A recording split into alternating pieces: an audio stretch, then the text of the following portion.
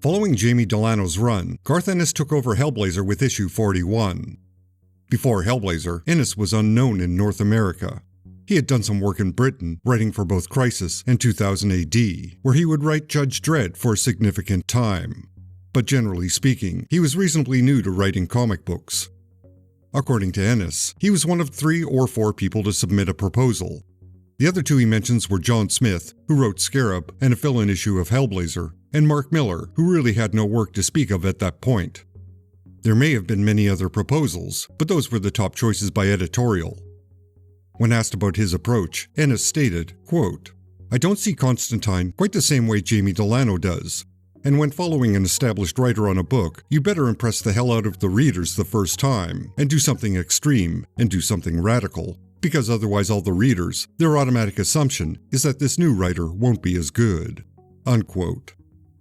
It's safe to say that Ennis's approach to Hellblazer was vastly different than Jamie Delano's. The characters disguised as social criticisms were dropped entirely. New characters were added.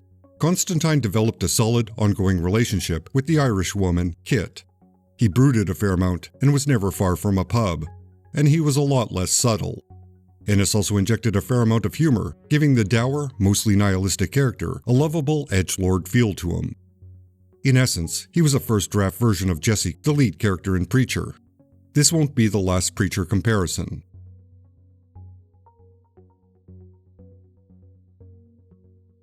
The first story arc, Dangerous Habits, is Ennis coming out swinging hard. He makes his mark immediately with a very memorable story about Constantine dealing with lung cancer.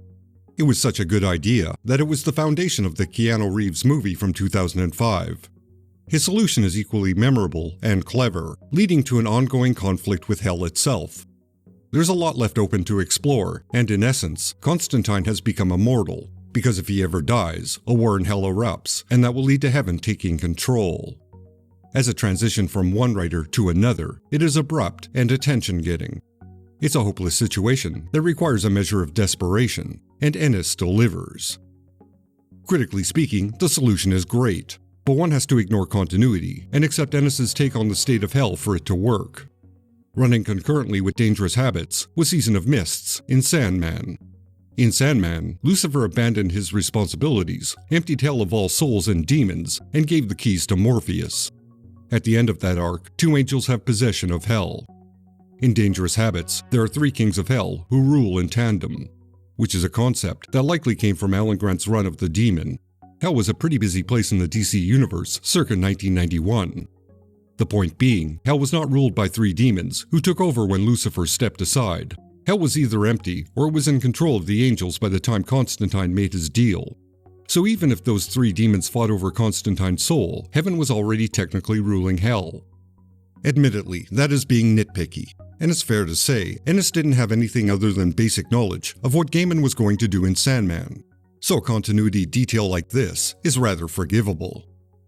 What follows is another staple of Ennis's work, the idea that a pub is a shrine. Some Batmen want to take over the Northampton Arms, burn it to collect insurance money, and then build a health club. They succeed, but end up facing Constantine's wrath. This 2-parter introduces the Irish woman, Kit, who will be Constantine's love interest for the majority of Ennis's run. He'll build the relationship up, tear it down, and then have them reconcile. Again, an ongoing rocky relationship is another staple of Ennis's work. The Lord of the Dance is introduced next, which is followed by the 50th anniversary issue. In that issue, Constantine meets the Lord of the Vampires, who wants Constantine to work for him as a spy. Naturally, Constantine rejects this offer. It seems as if Ennis is setting this character up to be an ongoing threat, but the future resolution of this conflict is a big tempest in a very little teapot. It reads like Ennis had a storyline in mind, but then either forgot about it or abandoned it. Issue 51 is a filler issue with the writer, John Smith. It's only notable for a throwaway line concerning Constantine's sexuality. This is something that will not be addressed for some time. This is followed by a story where an unnamed Prince Charles is possessed by a ravenous demon who was once Jack the Ripper. It's a slight commentary on how the royal family feeds on the British public and the people who ensure their sins remain private. Again, Ennis is not exactly subtle about what he's driving at, nor does he pull any punches.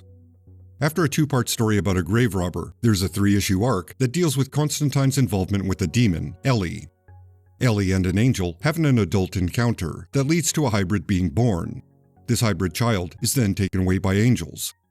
Those familiar with Preacher will realize this is the exact origin of Genesis, the all-powerful entity in Preacher. Constantine disguises Ellie so she's not destroyed by angels, thus leading to Ellie owing Constantine a favor. Issue 63 is a significant issue in Hellblazer's run.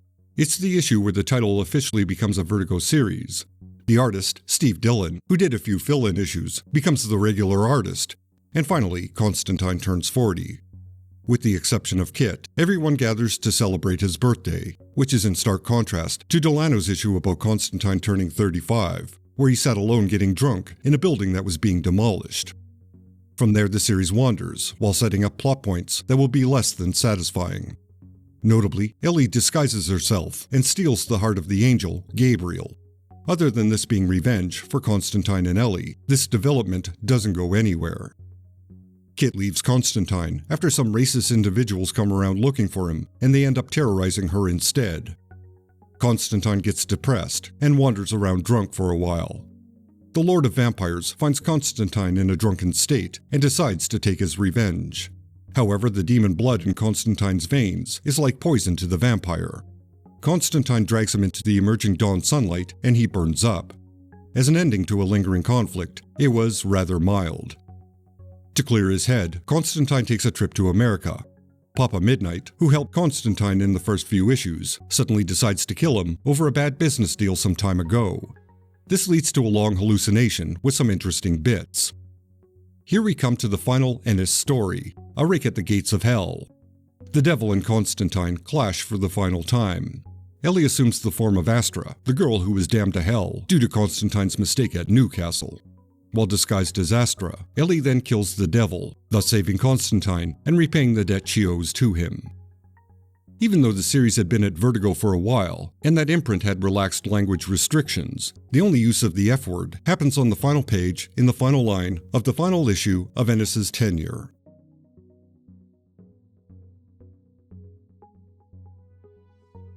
Much like Preacher, Hellblazer by Ennis is rather visceral and an easier read for a general audience.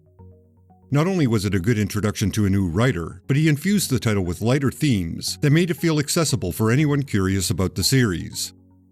There were a lot of callbacks to Delano's run, so Ennis did incorporate what had been established and use those developments as character beats. For the time, it felt like a fresh, new direction for Hellblazer. If you like Ennis's work in general, you'll probably like what he did with John Constantine. It doesn't push boundaries, like Preacher, but it contains the same tone and a lot of familiar elements. Despite some similarities, the major difference between Preacher and Hellblazer is, Hellblazer mocks hell, while in Preacher, heaven is mocked. The depiction of both is somewhat surface level, and filtered through the lens of someone who clearly dislikes religious dogma. Magic itself is relegated to a type of superpower. Constantine gets free rooms or money just by asking for it. Again, this is a lot like Jesse Custer from Preacher when he uses the voice. Certainly, Constantine does a few rituals, most notably during Dangerous Habits, but usually, magic is not well utilized. It's like Ennis didn't know what to do with that element, nor does he want to establish any rules for its usage, so he puts it aside for the majority of the run. It's there, but in very small doses. Instead, Constantine projects being a tough guy and ends up getting beat down on a regular basis. If one reads Ennis's Hellblazer in bulk, you can't help but notice a lot of time is focused on people drinking and telling stories. The majority of any storyline is people talking, punctuated with a little violence, and someone getting mad at Constantine. In essence, Constantine is a reflection of the writer at that point in his life. Ennis is firmly embedded in Irish culture, and Hellblazer is greatly influenced by Ennis's experiences, which somewhat sets the pattern for all the writers that follow. That is, their own interests and culture are represented in Constantine's world. Which is not a bad thing, it keeps the character fresh to a degree.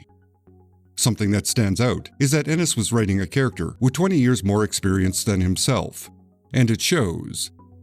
As someone who is past the age of 40 and who has witnessed others doing the same, I feel rather comfortable stating that Constantine's maturity drops to a level consistent with someone in their 20s. He spends way too much time binge drinking, wallowing in self-criticism without any revelation, and pursuing women. Certainly some in their 40s do repeat the pattern of their 20s, But for most, especially those with a lot of life experience and a certain level of intelligence, they see these patterns and try to evolve new ones. Or to paraphrase a line from martial law, they don't repeat their mistakes, they make new ones. Ennis has expressed the original artist, Will Simpson, was not an appropriate choice for the material. However, Simpson did bring a moody, if not slightly undeveloped atmosphere to the series. Of course, the artist, Steve Dillon, was a better choice. Both he and Ennis always worked quite well together, as seen in Preacher and their many other collaborations, until Dillon's untimely passing in 2016. Dillon's style was simplistic, but equally dynamic, in the sense that he managed to stage talk-heavy scenes in a way where they didn't feel awkward and stale. He also presented action in an easy-to-follow manner. So saying his style was simplistic is not a slight whatsoever. It takes a lot of talent to illustrate concepts in a manner where they are easy to follow. In the end, Hellblazer by Ennis is certain to appeal to fans of his writing. As a writer, he definitely has some ability, but it's still developing. His attempts at social commentary are less than nuanced, and the bad guys are rather transparent, with rather basic motivations. Even so, he did take a series steeped in history and made it accessible for anyone new. Thank you for watching. Please give this video a like, leave a comment, and if you're not subscribed, do that too. A link to my Patreon is down below, and I would be grateful if you could back my humble efforts. With that said, thanks to all my fine supporters on YouTube and Patreon. I highly appreciate that ongoing support. Thank you so very, very much. Extra special thanks to Constant Disappointment Records, Michael Rookard, Jeff Nicholson, Sicken, Francis De La Cruz, John Nyukes, Andrew Barton, Odin Ashcroft, Ruby St. Dennis, Phil Sagan, Edward Clayton Andrews, Corey Drew, L.S. Gregor, Alexa Zernish, Brian Deaton, and Matt Marino. You are all justified and ancient.